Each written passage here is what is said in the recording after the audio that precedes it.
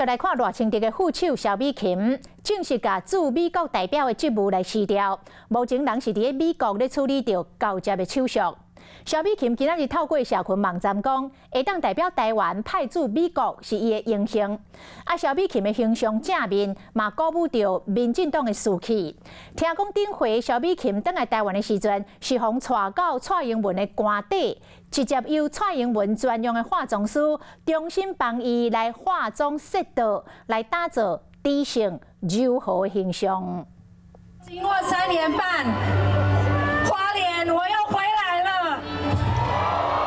到底头章出现头一场造势活动，大凯支持者热情欢迎。民进党副总统参选人萧美琴宣布担任副手，声量是1000到200条。不过，剩一项任务，等于到美国完成履职交接。伫咧社群平台写消息分享，会当代表台湾出访美国是我的荣幸。同我踏起咧另外一条充满挑战的道路，感谢过去3年来同齐表示加强台美关系的人。不过，续落来接任副手，为一举一动到伊的清查，容易扣外界放大检视。很期待吗？出席 APEC 高峰会时，也阁是留长头章，因为伫咧美国店久，介意随性的风格，嘛常在穿暗色的套装出席活动。不过传出萧美琴19号返来台湾，就互再去蔡英文的官舍，由化妆师定介设导妆他，介头章加底底，或者是掠做头章配，到达浅色的套装、化浅妆，展现知性温柔的女性特质。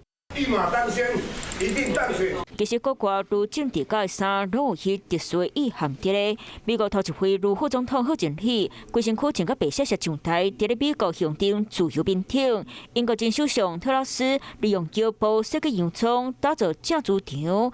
纽西兰前总理阿尔登伫咧和英国女王见面时，穿纽西兰传统的衫，象征家己是纽西兰的领导人，代表权力。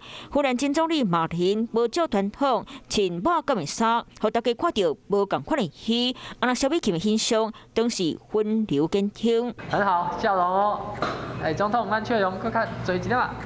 萧美琴过去的形象真好，自然的风格，大家是看个真介意。选前3礼拜，赖萧配会启动上尾23场全国大造势，卖甲选战的气氛炒个上热。Hello， 我是冯薇芝，想要抢先掌握最及时的新闻资讯吗？赶快订阅、按赞、开启小铃铛，锁定华视新闻 YouTube 频道。